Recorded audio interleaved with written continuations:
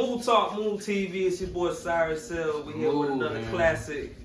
Here with Dondre. Here with S1A1. Move.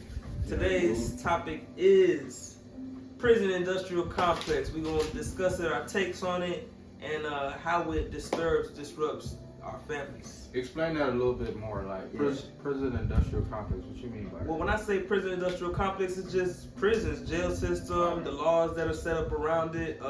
Your take on it. Everyone has their little stories about it, like who's controlling it, private prisons, and throughout history we've seen that they've done stuff to target our families. So I just want to hear y'all take on it, and let's build upon that topic. All right, I'll speak on it. So prison industrial complexes and how it disrupts our families. It disrupts our families a lot, and I don't want to get into the statistics because I know the statistics change every year, and I may be saying the wrong statistics, but I know that a lot of our prisons are in prison with a lot of our people. So if, and I'm talking from a man's perspective, I don't know really too much about the women numbers, but the men I know, a lot of fathers are missing. Let me just say that a lot of fathers are missing out of kids' lives, and that affects the women and the men. So as far as like how it started or how it may, be a purposeful thing that's being done to us, I believe it starts with the laws. It starts with putting laws in place and knowing that this demographic is going to break this law based on their life, based on where they live, based on X, Y, or Z. So I feel like that's where they started it. They started it with knowing, okay, the third strike rule, hey, if this motherfucker mess up on the second one, he's done for good. Like, and they know already majority of us is in there, so if 80% of us is affected by that law, then hell yeah, let's go with it. So I feel like that's their mentality. Like, their mentality is how is this going to affect the grand scheme of things? It's not. I don't really feel like it's based off of one thing. It's more of like putting little pieces in place to make this whole thing go. So that's how I feel about it. I feel like it's affecting us by not having fathers in kids' lives, and it's also affecting how, because everybody don't do life. Some people may do 10, 15 years and come out, and now they got to go back into society and just be regular, be normal, Man, that's tough. Be your same self, And I got family members who had to deal with that, and it's not easy, bro. It's not easy to do time and then just come out and say, oh, go get a job, or oh, just go get back into society. It's not easy. They're being treated like animals in there, and then they have to come out here and be a fucking saint, basically. Like, that's just not easy. So that is another key. And then another one where I feel like it's a trap, where it's a way to keep us going back into there, is probation. To make a person go into something for years, treat them like an animal for years, and then say, hey, don't do anything during this time of you being out, right after you get out, or else. For 5 years. Yeah, I feel like it's I don't know the word I'm trying to say, but it's basically them doing it knowing the action, knowing the outcome. It's premeditated. Yeah, that's the word. It's premeditated. They know exactly what they're doing before it's done. So that's how I feel. My take on that is, first thing, great stuff there. My take on that is, first of all, there's so many ways that you can hit that, because first thing is, every day you read online a new person being let out of jail because their verdict was overturned, and most of these persons and people, their demographics. I'm not gonna sit here and say no statistics, because like he said, every single day you read online, somebody's verdict is being overturned, somebody told the truth, something happened where, the prosecutors tampered with evidence, something like that. So that's the first thing. The second thing is, this is a trap, this is a system that has placed this trap against you years ago, maybe 100 years ago, because before there was law and officers and all this stuff like that, I'm pretty sure that they were just like sheriffs rounding up the Indians and people like that. What I'm trying to say is, it transformed over time. So over time, the people got more and more populated, and they, you can't if you don't find a better way to deal with the population than the same old things that we have, then we're gonna have the same old problems over and over. That's why you see a person getting, out of jail after 50 years, and then the state giving them $5 million or something like that, or to keep, not to just keep them quiet, but to also give them some type of reparations because they want to say that they made a mistake without apologizing for the mistake, or without being public with the mistake. Because what comes with this $5 million check is a little bit of silence. You can't speak on this. You can't speak to lawyers about what we did here, this and that. So that's the second thing. The third thing is, there used to be these people that was always talking about prison reform. Meek went through a lot of like his probation period, like S1 was saying, that that's a trap, bro. That's like premeditated. They put you on probation because they know one little thing, and they can literally choose one little thing, whatever it be. Like I said, man was popping a wheelie, and one little thing, then he had to go back to jail or whatever, and then they started this whole prison reform thing, and I haven't heard a word since. Obviously, powers that be will not let certain things get too far. Yeah. They'll let it come up, and they'll let you believe that you're fighting for something and fighting for it. But once it gets a little too far, it's time to die the noise down a little bit, because you don't hear Jay-Z talking about it no more. You don't hear Meek talking about it no more. You don't hear Robert Kraft. I don't even see Robert Kraft no more with all this stuff, we need to change the prison system. The truth is that the prison system is not going to change. Look up Mumia Abdul-Jamal. My boy been in prison for probably like 30 years going on now. I don't know that one. What's that? His story is crazy, bro. Like he's an activist. I think I don't know the exact details, but wrongful injustice again. So but he's a powerful voice. He's a powerful voice, yeah. and look him up, man. A lot of people look up to him and Islam? read his books. He's a part of Islam, and he's a powerful individual. Look him up. But the point that I'm trying to get at is. Yeah, Nation of Islam. The point that I'm trying to get at, though, is that this system that's set in Stoneforge, this prison industrial complexes, is set up against a certain people, and it's basically a trap for us to fail. And if you are not willing to look outside of the box or change overall, it's gonna catch you, man. And how it affects and disrupts our families is that it takes not only the fathers away, but some of the mothers away, and it tears the family apart because, like my boy said, some of these people, they go in, and when they come out, that's how they living out here. They feel like they have no other way. That's the only way they have to live out here. I had a couple people who go to jail, and mind you, maybe they didn't even go to jail for a long time, but they stayed with the same mindset for years. They thought that's how they had to live for years, and a lot of people just regularly don't want to change. They don't want to become better. Like they're stuck in their ways because of trauma or whatever it be, or in and out of the prison system, whatever it be.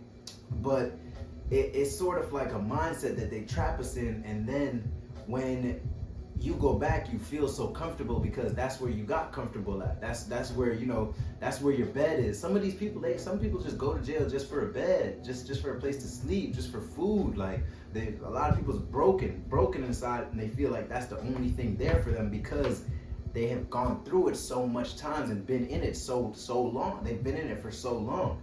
So as far as how it disrupts our families, it tears our families apart. And as communities, it destroys the communities, because when these people come back out, they take what they've learned on the inside and bring it to the outside. And that becomes normalized. Like that becomes normal life, like fighting every day, stabbing people, or thankfully I've never been to prison, and I don't know what exactly goes on, but I know it's not good stuff, And as far as in the community now, when you bring that way of living to the outside world, what do you think they're gonna treat you like out here? They're gonna treat you like dogs and animals and stuff like that, because they're gonna feel like you belong in a cage, because that's how they act. That's how they're forced to act. So first thing is, it starts with changing the laws.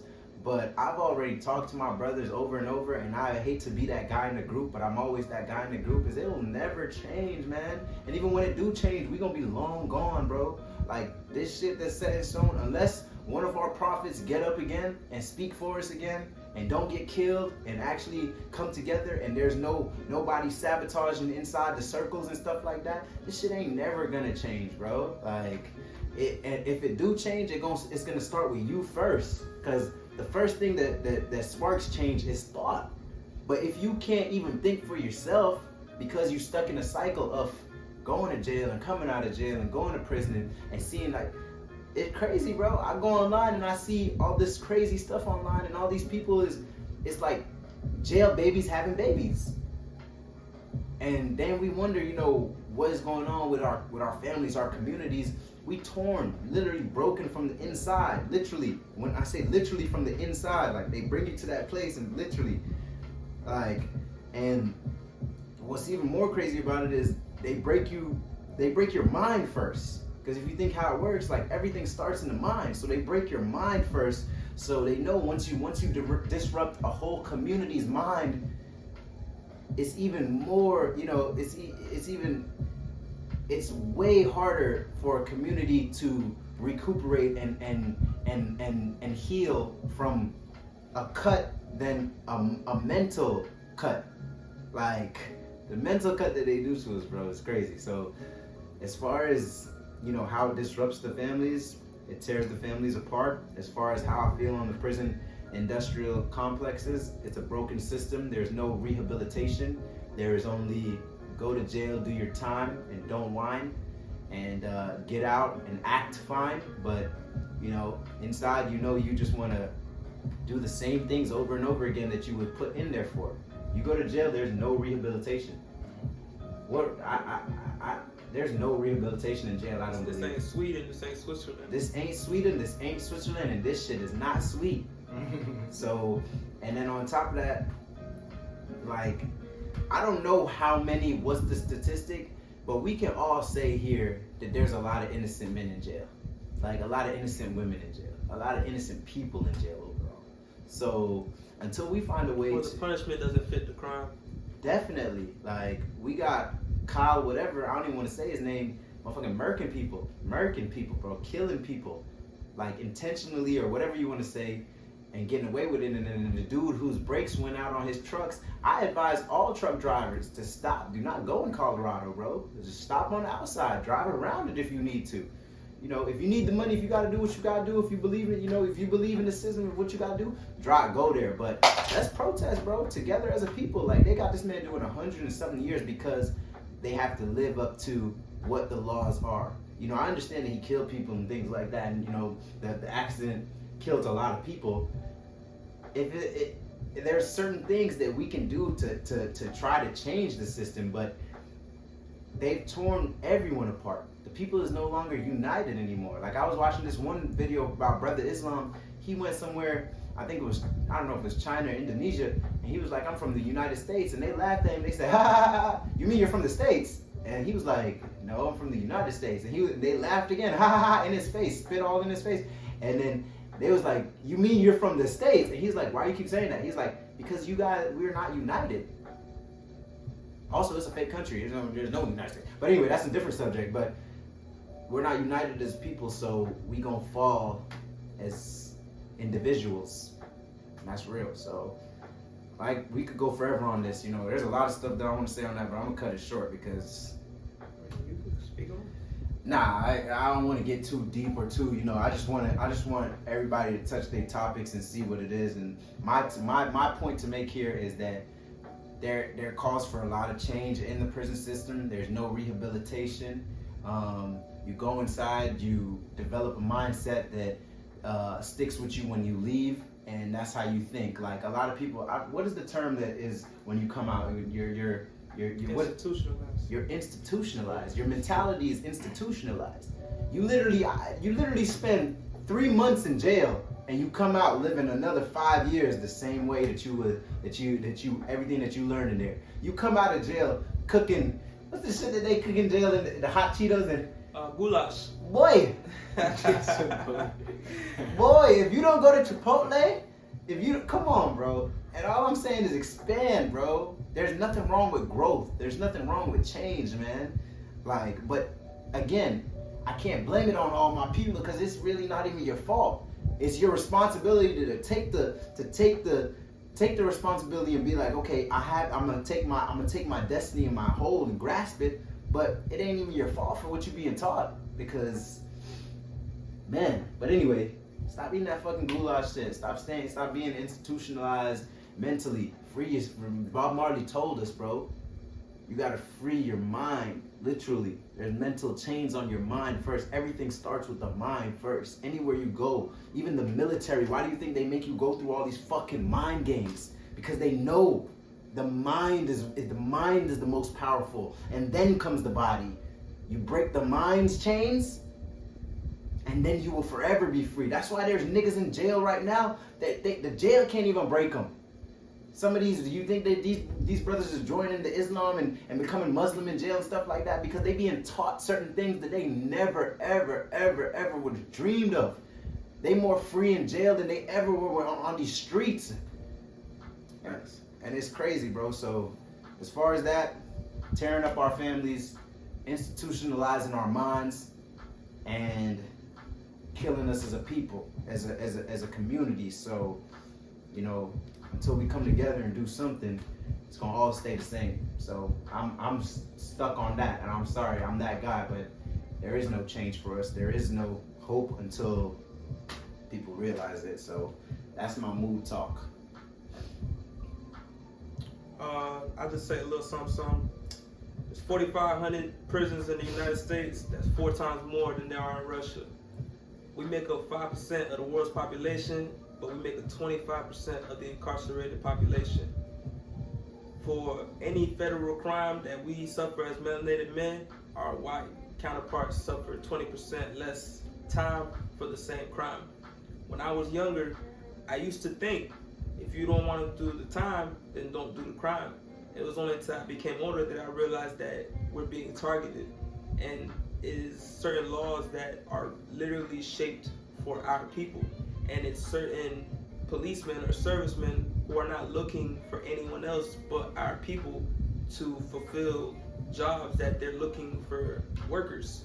Prison is not just like what he said, it's not for rehabilitation, it's a place where you can make money off of someone's labor. So people are coming in there expecting to do time, and they're getting in trouble while they're in there so they can increase their time because you're a free labor. For the rest of your time here, I'm getting paid, Johnson & Johnson's getting paid, the DMV is getting paid, AMC, or I should not say AMC, what's that one, IBM's getting paid. A lot of these computer companies, when they're making these little software chips, there's a man, his name is Bobby Hemmett, and he said a lot of these jobs, they swear that went to Mexico. They didn't go to Mexico, because if there were so many factories going to Mexico, why do all the Mexican people come here for work? There should be tons of work over there. But it didn't go to Mexico, it went to the prison industrial complex. And all of those jobs that so-called left here to go find cheaper labor, they found it right here in the United States, and they're finding it with our people. And you're never gonna hear their voices, because to you, they're felons, or they're nobodies, they're losers, they're degenerates, they're the low lives of the earth. But really, they're just people who either A, caught a bad break, or their punishment is worse than the crime that they committed. I'm not talking about the murderers, I'm not talking about the people, I'm talking about people who got in trouble for drugs today that we now deem as being legal. You know what I mean? If they say in the 1970s they had a war on drugs, and the war on drugs, it incarcerated a lot of people. If we were to remove all those people from jail, we would lose 1 million workers. Now, they're not even seeing them as 1 million inmates, they're seeing them as 1 million workers. That's 1 million people who now you have to find a person to fulfill their role. So what do you think would happen? More incarcerations would go on the street. They'd make phony laws, and they'd have phony hate crimes, a lot of just different enticing altercations, activities will go on just to make people find slots in jail. And just to summarize it all up, it's like, yes, it's breaking up our families, because long story short, when you don't have a male in the family, then you don't have a disciplinary figure in the family. And if you see your child looking up to his father who's not home and he's in jail, then he's going to try to reflect the lifestyle that his father lived to get there, not knowing that maybe his father lost his job and he's trying to, feed his family, he made a bad decision, not knowing that maybe his father got caught up at the wrong place at the wrong time. Because mind you, I used to think that people got in trouble for things that they did wrong, not knowing that they're being targeted. So and even when I had my little run-in with the law, I'm seeing people inside jail that know each other. Not only do they know each other, they didn't even like. Imagine someone is in the next room and they be like, "Hey, Twan," and I don't know who that is, but the person next to me is like, "Hey, that's you," but he can't even see him. So it's like he knows off his voice who that person is. So it's like you got to realize that you guys been here before. It's like your family's not even outside. You have more family inside than you do outside, and that's a whole culture. That's a whole that's a whole society that's not even getting no rehabilitation. That's not getting no attention brought to. And my man said, you know, it's a little pessimism or it's a little reality check, but in all, it's not right. It's not right. Them boys summarized it pretty good. Moon Talk, Moon TV. Oh, one last thing I like to touch on is, and you know, we understand. I understand here that at least, like, you know, like you said, the murderers. We're not talking about the murderers, rapists, the kill, like all the serious crimes. Obviously, we know, like, yo, if you commit a serious crime, you have to go. You need to go. But it's crazy because some of these murderers and things like that, they getting 15 years. They getting 10 years. And some of these people who, like he said, the war on drugs and things like that, they getting 50 years. They getting like they getting 60 years. So you telling me, I'm sure we've all ran across stories and seen it on online or wherever you want to see it, in the newspaper, read it in a book, of the person who got less time for this rambunctious, crazy crime, and the person who got more time for Crack rock. Fucking crack rock. And on top of that, he probably wasn't even a crack addict. They saying that he's a drug dealer or whatever, but got 50 years for a crack rock, and a guy who just committed rape, murder, and then mutilating the body. Yeah, but if you could look at, they did a personality chart and they said who's more likely to be caught for a crack rock. It'd be a melanated person. Who's more likely to be caught for a mutilated, murder, rape crime? It'd be a European person. They already know this. In the back of the office, they already know. So they make the laws in favor for them because they know, like, all right, hypothetically, if you do get caught, at least you're gonna have more time. It's already built into the fabric of the law system. And another thing is, like, private prisons, they gotta go. Like, prison should be something that is a publicly instituted, like, a system. It can't be something that somebody's making a dollar off of it. It's like, okay, because it doesn't make no sense. Like, if I make money off locking people up, then obviously I'm gonna lock more people up. It can't be a for-profit thing. That doesn't make any sense. And the purpose here is to share knowledge and uplift people and unite. You feel me? Like, provide awareness. So what I'm trying to say here is that until we come together as a unit, as a people, ain't none of this is gonna change. Realize that none of this will change until we are aware and we come together as a unit. You feel me? That's the goal here. Mood Talk, Mood TV, literally coming together, just sharing the awareness, just sharing the actual knowledge. Nobody talks about these subjects. So, you know, really just do your own research. We're not even telling you certain, we're not hitting like, yo, this is what you gotta believe in. Nigga, I'm sorry. People, use the internet. There's a web that covers the whole world right now. And let's not be naive. Y'all already know all this. Y'all really already know all Y'all this. just don't want to speak on it. You don't want to get together, and that's okay because, you know, it's not your people in there. It's not your, but when it do get to your people in there, let's see what's gonna happen. Great video, man. Great subjects, man. Mood Talk, Mood TV, man. Mood Talk, Mood TV. And like that.